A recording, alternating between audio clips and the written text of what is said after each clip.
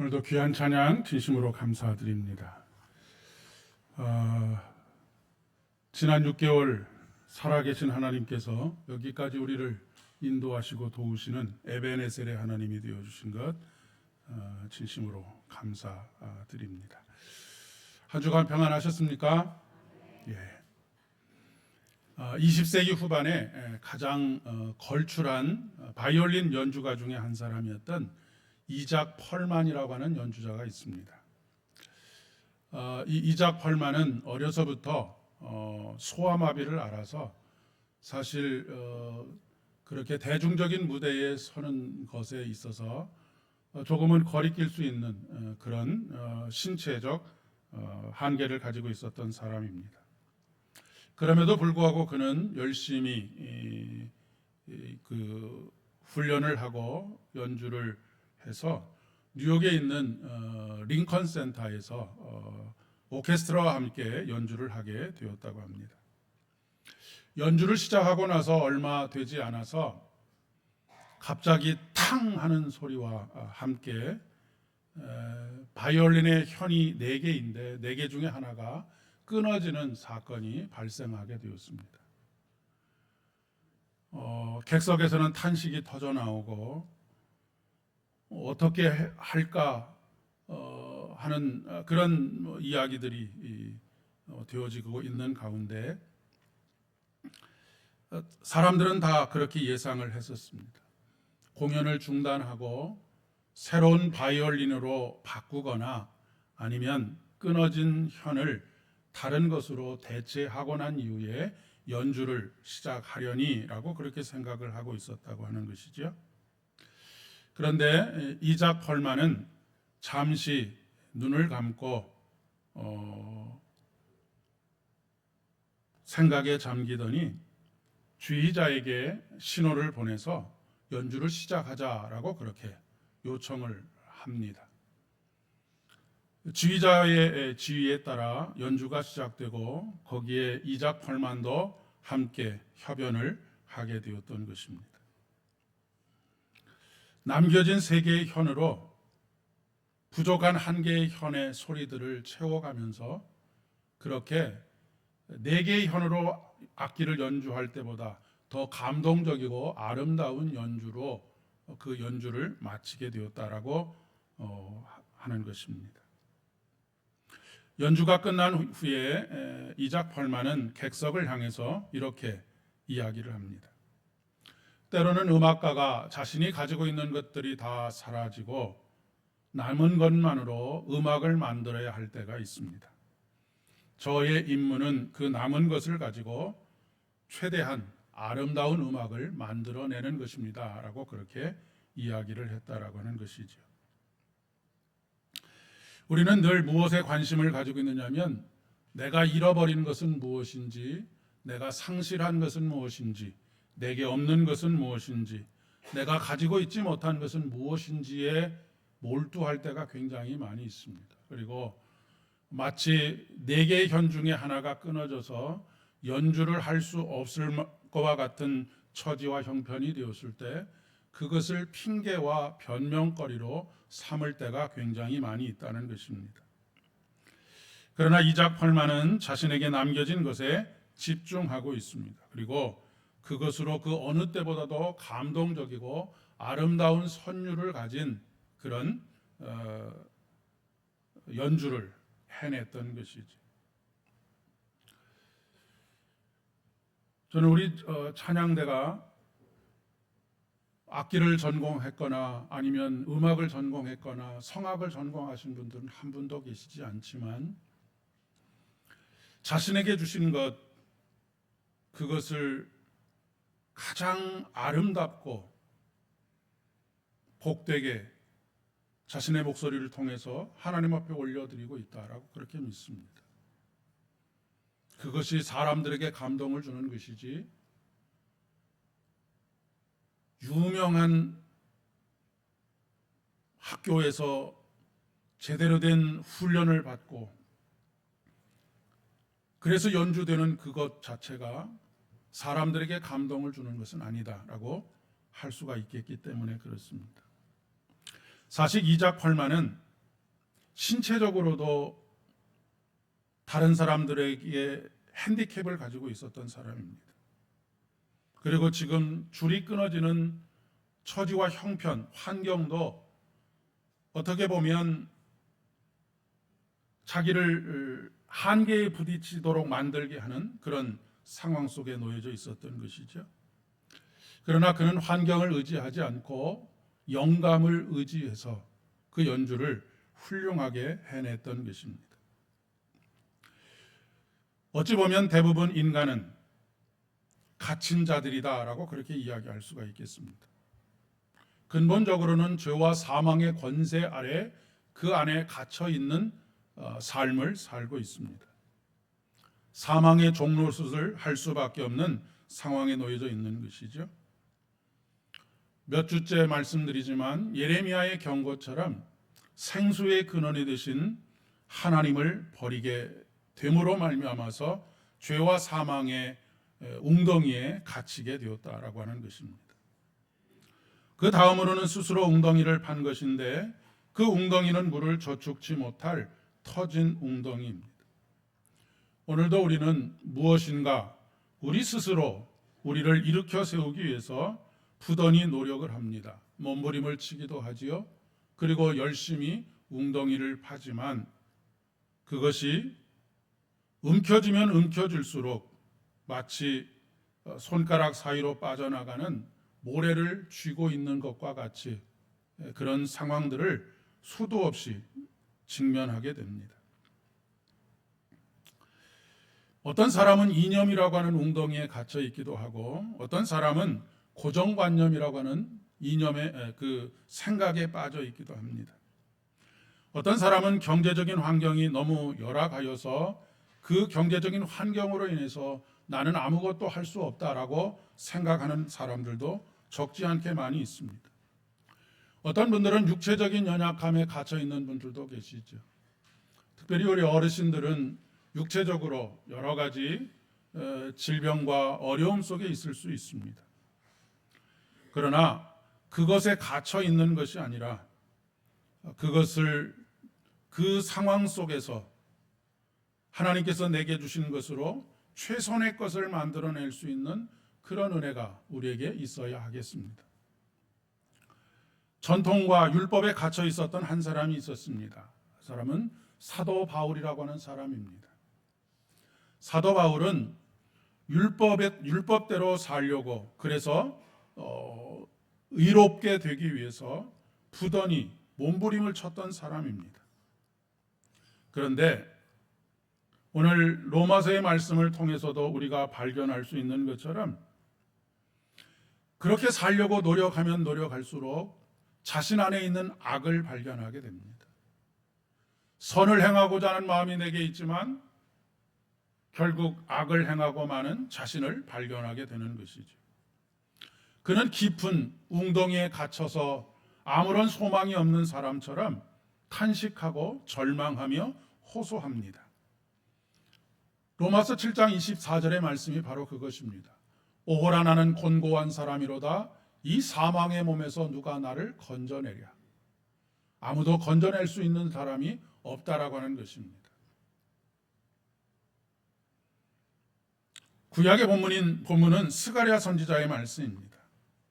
이 스가랴 선지자가 활동하던 시기가 유다 백성들이 바벨론의 포로로 잡혀간 이후에 70년이 지나고 이제 다시 예루살렘으로 고레스 왕의 칙령에 따라서 다시 예루살렘으로 돌아온 그 시기에 활동했던 그런 선지자입니다. 바벨론의 포로로 잡혀간 사람들, 그 사람들이 70년이라는 세월 동안 아이를 낳고 아이를 키우고 그렇게 해서 인구가 거의 한 50만 정도가 되었습니다. 그런데 바벨론에서 예루살렘으로 귀환한 사람들은 제사장 그룹과 레위 사람들과 그 여타의 얼마간의 사람들, 그래서 한 4만 2천 명, 공식적으로 성경에 기록된 것은 한 4만 2천 명 정도가 돌아오게 되었습니다. 10분의 1이 채 안 되죠. 바벨론에 남아 있었던 사람들은 무엇을 먼저 생각했겠습니까? 풍요로운 생활 여건들을 생각했겠죠. 그리고 자식들을 키우기에 거기가 훨씬 더 좋다라고 하는 판단을 했을 것입니다. 여러 가지 면에서 사회적으로, 문화적으로, 정치적으로 예루살렘과는 비교할 수 없을 정도로 앞서 있는 곳이 바로 바벨론입니다. 거기서 살아가기를 선택한 사람들이 10분의 9가 넘었습니다. 그러나 하나님의 약속의 말씀에 기초하여서 70년 후에 하나님께서 다시 예루살렘으로 돌아가게 하여 주실 것이다 라고 하는 약속의 말씀을 믿고 그 약속을 70년 동안 대를 이어서 준비한 사람들이 있었습니다. 그 사람들이 돌아오게 된 것이지요. 그들은 예루살렘의 사정이 어떠하다는 것을 이미 듣고 알고 있었습니다. 성벽은 무너졌고 성전은 파괴되었고 사람들의 삶은 비참하기가 그지없다라고 하는 소식을 이미 듣고도 예루살렘으로 귀환하기를 결정한 사람들이었습니다. 갇혀 있지만 소망을 품은 사람들이었던 것이죠. 그들은 그러한 소망을 가지고 예루살렘으로 돌아왔습니다. 그러나 예루살렘의 현실은 그들이 상상했던 것보다 더 심각한 상황이고 처참한 상황이었습니다. 굶어서 죽어가는 사람들이 곳곳에 있었고 인구의 거의 90% 이상은 절대 빈곤에 시달리고 있었습니다. 나머지 한 10% 정도 그보다 더 적은 사람들, 족장들과 세력을 가지고 있는 사람들은 호화로운 삶을 살고 있었던 것이죠. 그런데 더 큰 문제는 유대인들이 중심이 되어서 살아가던 예루살렘에 수많은 이방인들이 들어와서 함께 결혼을 하고 하나님의 말씀과는 멀리 떨어진 그런 삶을 살아가는 것이 그 사회의 일반적인 분위기가 되었다라고 하는 그런 이야기입니다.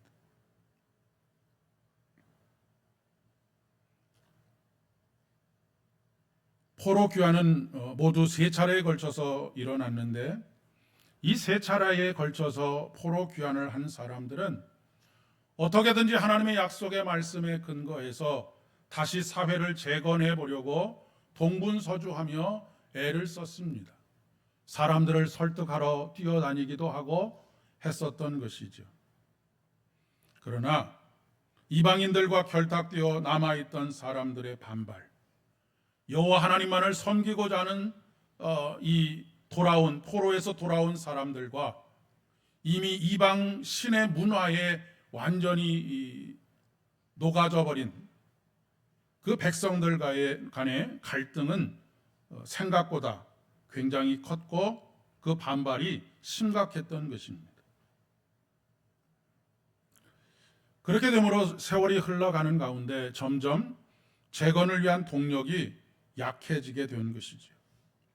처음에 의욕적으로 나섰던 사람들마저도 한 사람 한 사람 손을 놓고 방관하는 사람들의 대열에 합류하기 시작을 했습니다. 사면 초과의 그런 형편이 되고 만 것이지요. 마치 웅덩이에 갇혀 있는 것과 같은 그런 상황에 빠지게 되었습니다. 이 당시에는 사람들을 가두기 위해서 웅덩이를 파기도 했고 그 깊은 웅덩이에 사람을 던져 넣으면 혼자의 힘으로는 도저히 빠져나올 수가 없는 상황이었습니다. 그 깊은 웅덩이 위에서 누군가가 동아줄을 던져주거나 사다리를 내려주지 않고서는 살 방법이 없는 그런 상황이었던 것이죠. 여러분, 요셉의 형들이 요셉을 구덩이에 던졌다는 사건을 기억하고 계시지 않습니까? 이러한 때에 갇혀 있으나 소망을 품은 자들아 너희는 요새로 돌아오라. 내가 오늘도 이르노라. 내가 내게 갑절이나 갚을 것이다 라고 외치는 선지자가 있었습니다. 바로 스가랴 선지자입니다.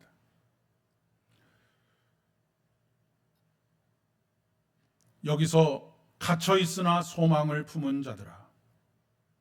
갇혀 있는 것은 유대 백성들이고 그 중에서도 소망을 품은 사람들이 있었는데 그 소망은 이 스가랴의 예언을 통해서 우리가 알게 되는 것이 바로 우리의 구원자가 되시는 예수 그리스도입니다. 오늘 본문의 말씀 9절에 스가랴 선지자는 이렇게 노래하고 있는 것을 보게 되지요. 시온에 따라 크게 기뻐할지어다. 예루살렘에 따라 즐거이 부를지어다. 보라, 내 왕이 내게 임하시나니 그는 공의로우시며 구원을 베푸시며 겸손하여서 나귀를 타시나니 나귀의 작은 것 곧 나귀 새끼니라 라고 노래하고 있는 것을 보게 됩니다. 이것은 예수님께서 예루살렘에 입성하실 때 사람들의 입을 통해서 불려졌던 노래이기도 합니다. 시온에 따라 크게 기뻐할지어다. 예루살렘에 따라 즐거이 노래를 부를지어다. 그 이유가 무엇입니까? 보라, 내 왕이 내게 임하시나니 라고 하는 말씀입니다. 우리의 구원자가 되시는 분, 우리를 수렁에서 건져 올리시는 분, 사망의 권세로부터 우리를 끌어올려 주시는 분, 바로 예수 그리스도, 그분께서 갇혀 있지만 소망을 품은 그들을 끌어올려 주실 것을 노래하고 있는 것입니다.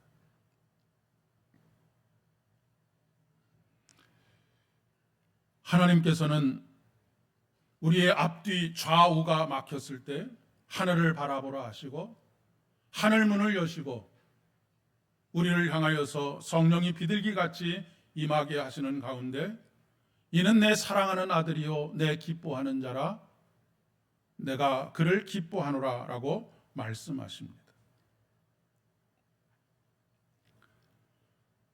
그분은 공의로우시며 구원을 베푸실 뿐만 아니라 겸손하여서 나귀를 타시니 나귀의 작은 것 곧 나귀 새끼니라 라고 말씀하고 있습니다. 갇혀 있으나 소망을 품은 자들아 너희는 요새로 돌아오라 라고 말씀하십니다. 여기서 말씀하시는 요새는 피난처를 의미합니다. 더 구체적으로는 예루살렘 성전을 의미하는 것이지요. 그 당시의 성전 재건을 통해 예루살렘의 영광을 다시 회복하고자 했던 유대 백성들은 현실적인 문제에 놓여 직면해 있었습니다. 그렇게 됨으로 말미암아 성전을 재건하는 일이 차일피일 미루어지기만 했습니다. 지금 당장 먹고 사는 것만도 어려운 상황인데 성전을 재건하고 무너진 성벽을 다시 재건한다는 것은 남의 일에 불과한 것이었기 때문에 그렇습니다. 그들 중에는 현실적으로 성전을 재건하는 일은 불가능하다라고 말하는 사람들도 적지 않았습니다. 이때에 스가랴 선지자를 비롯해서 학개 선지자와 에스라와 같은 선지자들이 하나님의 성전을 다시 회복할 것을 위하여서 촉구하고 나섰던 것입니다.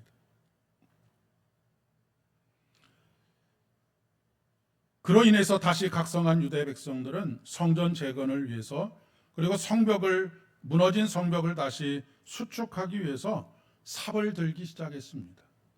특별히 누가 회개하기 시작했느냐면 족장들과 권세를 가지고 있는 사람들, 많은 부를 가지고 있었던 사람들이 자기의 몫을 감당하기 시작했다라고 하는 것입니다. 그래서 자기가 살고 있는 곳에 무너진 성벽을 수축하는 일에 각각의 지파들이 나서서 그 일들을 감당하게 됩니다. 그리고 성전도 그렇게 재건을 하게 되는 것이죠. 그렇게 됨으로 인해서 성전이 완성되었을 때 그 성전의 영광을 기억하고 있었던 사람들이 통곡을 하며 울었다라고 합니다. 그 이유는 두 가지 이유를 들 수 있습니다. 첫째는 이스라엘의 최고로 부흥했던 때 솔로몬이 지었던 성전과 비교해서는 너무나 초라한 성전의 모습 때문이었고, 또 다른 하나는 그 하나님의 영광이 이제 이곳에 다시 임하셨다라고 하는 감격과 감사가 노래가 되어서 그곳에서 기쁨의 눈물을 흘리게 된 것이죠. 오늘날 성전을 재건한다는 말은 우리가 다시 큰 건물을 짓자, 웅장한 건물을 새로 짓자라고 하는 그런 이야기가 아닙니다. 성령 하나님께서 거하시는 나 자신이 성전이기 때문에 그렇지. 다시 성전이 회복되어야 된다는 것은 우리 마음속에 하나님의 영이 다시 충만하게 임하고 예배가 회복되고 말씀이 회복되고 예배와 말씀이 회복되는 가운데 우리의 헌신과 섬김이 회복되어야 한다라고 하는 것을 말씀하고 있는 것입니다. 그런데 오늘 마태복음의 말씀을 통해서 예수님의 경고가 들려옵니다. 피리를 불어도 춤추지 않고 슬피 울어도 가슴을 치지 않는 사람들에 대한 책망입니다. 이 당시에는 광장이 있어서 아이들이 그곳에서 뛰어노는데 이 아이들의 놀이 중에 한 가지가 무엇이냐면 장례식을 흉내내는 것이었습니다. 장례식을 흉내내면서 한 아이가 피리를 불고 그러면 아이들이 춤을 추고 또 한 아이가 슬피 울면 또 다른 아이들이 가슴을 치면서 슬피 우는 이런 행위들을 하면서 그렇게 놀았던 것이죠. 그런데 그런 놀이에 아무런 감동도 없고 아무런 움직임도 없는 사람들이 있었다라고 하는 그런 이야기입니다. 공감을 하지 못하는 것이죠.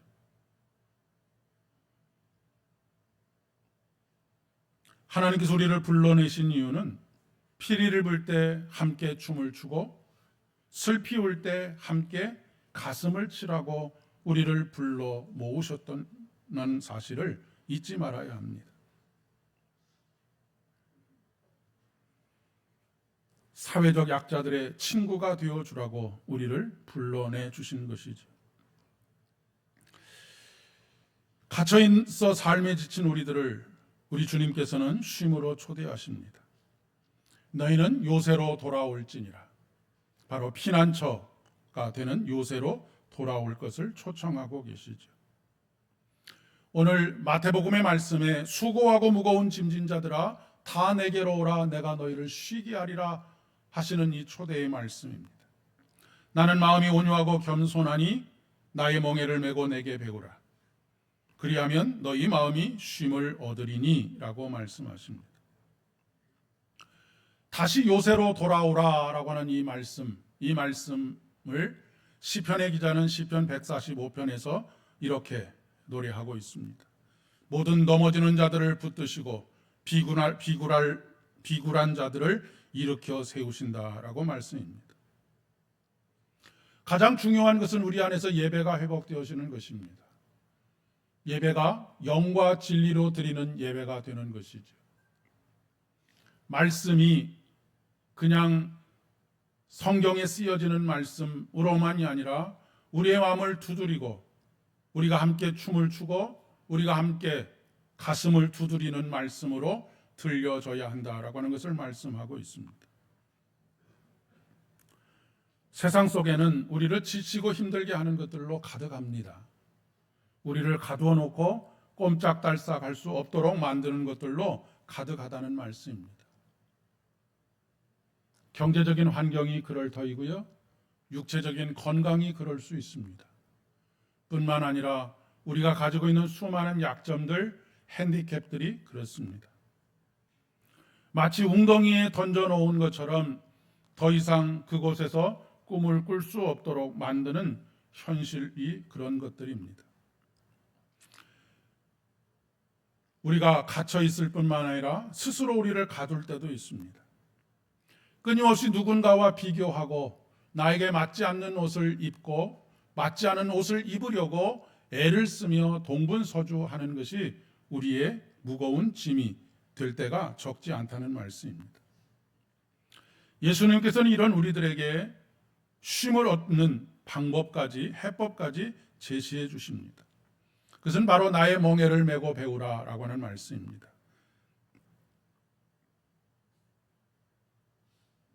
그리하면 너희 마음이 쉼을 얻으리니 이는 내 멍에는 쉽고 내 짐은 가벼움이라 라고 말씀하고 있습니다. 여기서 내 멍에는 쉽다라고 하는 것은 편하다라고 하는 뜻이기도 하고요. 더 구체적인 뜻은 몸에 잘 맞는다라고 하는 뜻을 가지고 있습니다. 남과 비교할 때 우리는 우리 몸에 맞지 않는 것, 그리고 지금 내가 직면하고 있는 상황에 맞지 않는 것을 자꾸 생각하고 그것이 결핍되어 있는 것으로 인하여서 더 깊은 절망에 빠지게 되지요. 하지만 앞서서 말씀드렸던 것처럼 현이 하나가 끊어졌음에도 불구하고 끊어진 하나의 현에 집중하는 것이 아니라 오히려 그 세 개의 현을 가지고 자기에게 가장 알맞는 그런 연주를 해내고 있었던 연주가의 모습을 우리는 생각해 볼 수 있을 것 같습니다. 물론 그러면 우리가 가지고 있는 한계 속에서 무엇인가를 하면 실수할 수 있습니다. 실패할 수도 있고요, 부족할 수도 있습니다. 그러나 걱정할 필요가 없는 것이 그 멍에를 함께 짊어지고 계시는 분이 우리 주님이시다라고 하는 것입니다. 우리가 조금 삐뚤빼뚤하게 선을 그어가도 우리 주님께서 고랑을 아주 곧게 잘 파악하시는 것이죠. 사랑하는 여러분, 갇혀 있다고 몸부림치지 마시기를 바랍니다. 오히려 소망을 품으시는 여러분들 되실 수 있기를 진심으로 축복합니다. 건강에 갇혀 있지 마시고 또 경제적인 여건에 갇혀 있지 마시고 그 어떤 것이 우리를 가두어 놓는다 할지라도 마치 감옥에 갇힌 사도 바울처럼 그곳에서 찬양하고 기도하는 여러분 되실 수 있기를 축복합니다. 그러면 하나님께서 그 자리를 요새요 피난처가 되게 하시리라 믿습니다. 사망의 음침한 골짜기를 다닐지라도 해를 두려워하지 않을 것은 주께서 나와 함께 하심이라 라고 하는 것입니다. 사랑하는 여러분, 우리가 어디에 갇혀 있다 하더라도 그곳에 하나님께서 함께 하시면 그곳은 푸른 초장과 쉴만한 물가가 됩니다. 우리 주님 안에서 참된 쉼이 그곳에 임하기 때문입니다. 그러니 없는 것을 탓하기 전에 그곳에 예수 그리스도께서 임재하실 것을 소망하고 그곳에서 함께 교제하며 예수 그리스도와 교제함으로 얻게 되는 평안과 기쁨과 감사로 매일매일을 감사하며 살아가는 저와 여러분 되실 수 있기를 진심으로 축복합니다.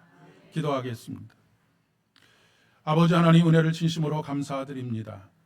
오늘도 주신 말씀과 같이 갇혀있는 우리의 상황을 탓하며 변명하지 않게 하시고 우리의 영원한 소망이 되시는 우리 주님으로 말미암아 갑절을 내게 주시리라 약속하시는 그 약속의 말씀 가운데 거하여 살아가는 참으로 복된 믿음의 인생이 될 수 있도록 은혜를 더하여 주시옵소서. 예수님의 이름으로 기도드립니다.